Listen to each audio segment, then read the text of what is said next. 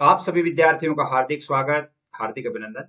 प्रिय विद्यार्थियों, next IAS and professor classes में आज का टॉपिक रहेगा आईएएस प्री का सिलेबस, यानी जो लेटेस्ट जो सिलेबस है वो क्या रहने वाला है, उस पाठ्यक्रम पर परिचर्चा करेंगे। पाठ्यक्रम पर जो परिचर्चा होगी इसमें मैं आपको बता दूं कि आज जो हम है सिर्फ और सिर्फ मोटा मोटी यानी आपके क्या परिवर्तन हुआ है, किस प्रकार का पाठ्यक्रम रहा है, आईएएस प्री के लिए कैसा सिलेबस रहता है, उसमें आपको कितना कितने समय तैयारी करनी चाहिए, इसके बारे में आज हम बात करेंगे। यदि जो विद्यार्थी नए हैं तो चैनल को सब्सक्राइब कीजिए ताकि जब भी वीडियो बनता है तो आपके लिए इसका नोटिफिकेशन आ जाए। और इसके साथ ही अपने यहाँ से जो क्लासेज अपलोड होती है, जैसे इंडियन पॉलिटी है, इंडियन हिस्ट्री है, पॉलिटिकल है, ज्योग्राफी है, और भी जैसे इकोनॉमिक्स है, सारी जो क्लासेज अपलोड होती है जीएस और मेन के लिए यानी हिंदी और नेट जेआरएफ के लिए लिटरेचर पॉलिटिकल साइंस, प्री और मेन के लिए यानी सिविल सर्विस से जो भी है सभी के लिए जो क्लासेस अपलोड होती है तो उसका नोटिफिकेशन आ जाए। मैं समझता हूं कि आपके लिए बहुत अधिक महत्वपूर्ण है कि इसका सिलेबस जानना जरूरी है कि सिलेबस में क्या क्या पूछा जाता है। जो अभी से तैयारी करने वाले स्टूडेंट है, जो शुरू से तैयारी करना चाहते हैं, तो उनके लिए ये बहुत अधिक महत्वपूर्ण है कि सबसे पहले वो सिलेबस को जाने। सिलेबस के बारे में देखिए, सबसे पहले आपके इसके दो पेपर होते हैं, जिससे पहला पेपर आपके जीएस का होता है और दूसरा पेपर जो होता है जिसको सी सेट कहा जाता है, जिसको सी सेट कहा जाता है। तो सी सेट में क्या आता है, जनरल स्टडी में क्या क्या आता है आपको बता देता हूँ हिंदी में। 200 अंकों का पेपर होता है जिसकी जो टाइम है वो 2 घंटे की अवधि होती है। और इसमें सबसे पहले क्या क्या पूछा जाता है, देखिए राष्ट्रीय अंतर्राष्ट्रीय महत्व की सामयिक घटनाएं, करंट जो है वो बहुत जरूरी है। करंट के बहुत सारे प्रश्न आते हैं, राष्ट्रीय और अंतर्राष्ट्रीय, नेशनल और इंटरनेशनल जो इंपॉर्टेंस की जो करंट इवेंट्स है वो आपको ध्यान में रखनी है, वो हमेशा पढ़नी है। अब करंट आपको कैसे पढ़ना है वो अभी आपको बता देता हूं। भारत का इतिहास और भारतीय राष्ट्रीय आंदोलन यानी इंडियन हिस्ट्री आपको पढ़ना है। और इंडियन नेशनल जो आंदोलन है वो भी पढ़ना है। उसके अलावा भारत और विश्व का भूगोल है, भारत एवं विश्व का प्राकृतिक सामाजिक और आर्थिक भूगोल, भूगोल के अंतर्गत ये आता है प्राकृतिक सामाजिक आर्थिक भूगोल। इसके अलावा आपके भारतीय राजतंत्र और शासन यानी इंडियन पॉलिटी जो है वो आपके पूछी जाती है। इंडियन पॉलिटी और आपके लिए बहुत अधिक महत्वपूर्ण है। ये भी हम थोड़ी देर में चर्चा करेंगे कि कौन सा सब्जेक्ट यदि आपको ज्यादा पढ़ना चाहिए, कौन सा सब्जेक्ट कम पढ़ना चाहिए। इसमें आपको संविधान पढ़ना है यानी इंडियन पॉलिटी में, राजनीतिक प्रणाली पढ़नी है, पंचायती राज पढ़ना है, लोक नीति पढ़ना है, अधिकारों से संबंधित पढ़ना है। इसके अलावा एक आपका आता है आर्थिक और सामाजिक विकास, जिसको हम यानी इकोनॉमिक्स कह सकते हैं। इकोनॉमिक्स के जो यानी चैप्टर है, इसमें सतत विकास, गरीबी, समावेशन, जनसांख्यिकी और सामाजिक क्षेत्र में की गई पहल इत्यादि आते हैं।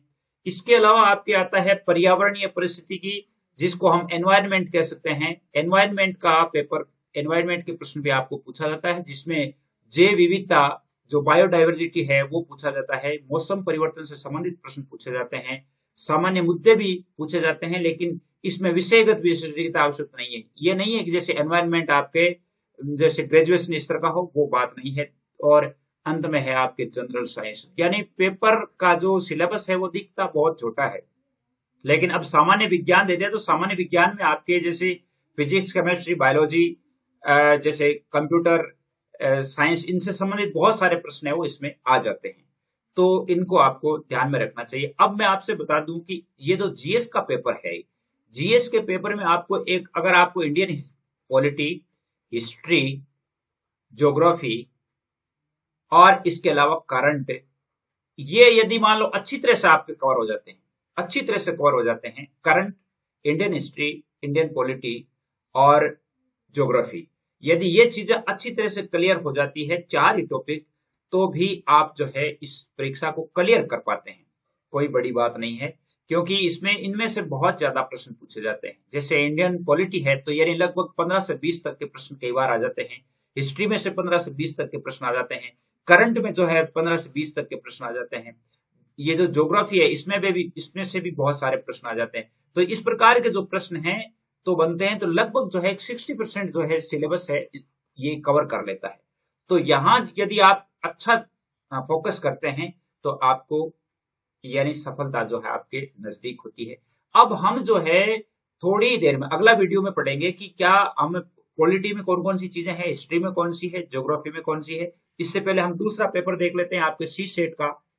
दूसरा पेपर आपके जिसको सी सेट कहा जाता है, और इसका भी 200 अंकों का ही होता है, यानी कुल 400 अंकों की प्री की एग्जाम होती है। प्री की एग्जाम जो होती है वो कितने अंकों की होती है? 400 अंकों की होती है। इसमें आपके एक तो बोध गम्यता होती है, मेंटल एबिलिटी से संबंधित प्रश्न पूछे जाते हैं, संचार कौशल सहित पूछा जाता है, वैयक्तिक कौशल, तार्किक कौशल और विश्लेषणात्मक क्षमता होती है, निर्णय लेने की और समस्या समाधान से संबंधित प्रश्न पूछे जाते हैं, सामान्य मानसिक योग्यता, इसमें गणित भी होती है और मेंटल एबिलिटी भी होती है, आधारभूत संख्या जिसमें संख्या और उनके संबंध है, विस्तार क्रम है जो यानी मैट्रिक स्तर का होता है। जब आप यानी सेकेंडरी लेवल का जो है आपके ये जो मेंटल एबिलिटी और मैथ्स का जो पेपर होता है वो लगभग सेकेंडरी लेवल का होता है। इसमें इस पर भी हम विचार करेंगे कि बोध गम्यता में कौन से टॉपिक आएंगे, संचार कौशल में, व्यक्ति कौशल में, निर्णय लेने और समस्या समाधान से कैसे प्रश्न आते हैं, इन पर भी हम जरूर चर्चा करेंगे। इसके अलावा आपके आंकड़ों का निर्वचन भी आता है, जैसे चार्ट है, ग्राफ है, तालिका है, और वो आंकड़े दिए जाते हैं और वो भी 10वीं स्तर का ही पूछा जाता है, तो बहुत ही इंपॉर्टेंट है। अब मैं आपसे ये बता देता हूं कि आपके लिए इसमें एक विशेष बात और क्या है, यानी और क्या करना होता है। जैसे पेपर तो 400 अंकों का होता है, लेकिन मेरिट कैसे बनती है इसके बारे में हम बात करते हैं कि सिविल सेवा परीक्षा, देखिए यहां पर लिखा हुआ है, विशेष नोट देखिए, सिविल सेवा प्रारंभिक परीक्षा का पेपर सेकंड, जिसको हम सी सेट कहते हैं, सी सेट जो है अर्हक पेपर होगा, यानी जिसको उत्तीर्ण करना होगा, जिसके लिए न्यूनतम अर्हक है 33% अंक निर्धारित किए गए हैं, अर्थात उसमें 33% अंक ला करके उत्तीर्ण करना जरूरी होता है। और इसके प्रश्न जो होते हैं वो मल्टीपल चॉइस वाले प्रश्न होते हैं, एमसीक्यू वाले प्रश्न होते हैं, एमसीक्यू यानी जिसमें एबीसीडी पूछे जाते हैं, वो पेपर होता है। इसके अलावा मूल्यांकन के प्रयोजन से उम्मीदवार के लिए अनिवार्य है कि वह सिविल सेवा प्रारंभिक परीक्षा के दोनों पेपरों में सम्मिलित हो। यदि कोई उम्मीदवार सिविल सेवा प्रारंभिक परीक्षा के दोनों पेपरों में शामिल नहीं होता है तो उसे अयोग्य ठहराया जाता है। जैसे मान लो, जैसे सेकंड पेपर है जो स्क्रीनिंग है, या मान लो जिसको पास करना ही है, लेकिन उसके साथ साथ फर्स्ट और सेकंड दोनों पेपर में आपकी अटेंडेंस होना जरूरी है, आपको बैठना जरूरी है, दोनों पेपर क्लियर भी होना जरूरी है। और मेरिट जब बनती है तो यानी मुख्य जो वेटेज होता है वो फर्स्ट पेपर का रहता है, जीएस का रहता है, और जीएस ही आपके लिए सबसे अधिक महत्वपूर्ण है। तो यानी सी सेट जो है, सी सेट तो लगभग जो स्टूडेंट है वो उनके निकल जाती है, यदि आप थोड़ा प्रयास करते हैं तो सी सेट में कोई ज्यादा नहीं है, और उसमें जो 33% ही लाने हैं, यानी जो 200 अंकों का होता है तो उसमें आपको 66 नंबर जो है लगभग आने चाहिए, 66 नंबर तो आने ही चाहिए। और उसमें क्या होता है, जैसे मान लो अब जैसे अगला वीडियो जो होगा उसमें हम बात करेंगे कि लगभग जो कितने नंबर तक जो है स्टूडेंट्स का सिलेक्शन हो जाता है प्री में, प्री में यदि हम कितने नंबर लाते हैं तो हमारा सिलेक्शन हो जाता है, और कौन से विषय के, जैसे इंडियन पॉलिटी है तो इंडियन पॉलिटी के कितने सवाल आते हैं, जैसे इंडियन पॉलिटी है तो लगभग कितने सवाल आते हैं, हिस्ट्री है तो हिस्ट्री के कितने सवाल आते हैं, इसके अलावा जैसे इकोनॉमिक्स के कितने आते हैं, ज्योग्राफी के कितने आते हैं, करंट के जो है वो लगभग कितने कितने आते हैं। तो इन सभी पर हम चर्चा करेंगे अगले जो वीडियो होगा, अगले वीडियो में। अगले वीडियो में हम खुल करके बात करेंगे कि इंडियन पॉलिटी में आपको कौन कौन से टॉपिक पढ़ने हैं, इंडियन हिस्ट्री में कौन से पढ़ने हैं, ज्योग्राफी में कौन से टॉपिक पढ़ने हैं, इकोनॉमिक्स में आपको कौन से टॉपिक पढ़ने हैं, अगले वीडियो में जरूर पढ़ेंगे।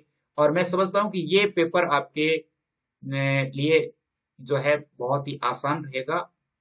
आप इसकी जब तैयारी करेंगे तो बाकी जो एग्जाम है, जितने भी जो शेष एग्जाम्स रहते हैं वो सारे स्वतः ही तैयार हो जाते हैं, क्योंकि इसमें जैसे आप इंडियन पॉलिटी है, हिस्ट्री है, पॉलिटिकल है, ज्योग्राफी है, करंट है, ये सारी बातें जब आप पढ़ रहे हैं तो इसका अर्थ है कि यानी पूरा जो निचोड़ है वो आपके पास उसका कलेक्शन हो जाता है, और अगली जो अन्य जो एग्जाम्स होती है उन एग्जाम्स को आप आराम से कर सकते हैं। क्लासेज जो है वो लगभग अपलोड हो रही है, जीएस की क्लासेज शुरू हो गई है, जिसमें से अभी इंडियन पॉलिटी चल रहा है, तो इंडियन पॉलिटी में आप जरूर देखें कि क्या क्या पढ़ाया जा रहा है, और आप अपनी कॉपी डाल लें, कॉपी के माध्यम से आप यानी इन जितने भी टॉपिक है उनको आप लिख सकेंगे, शॉर्ट लिस्ट कर सकेंगे, और फिर उनका रिवीजन भी कर सकेंगे। उम्मीद करता हूं मेरी जानकारी आपके समझ में आई है, और आज के लिए बस इतना ही। जय हिंद, वंदे मातरम।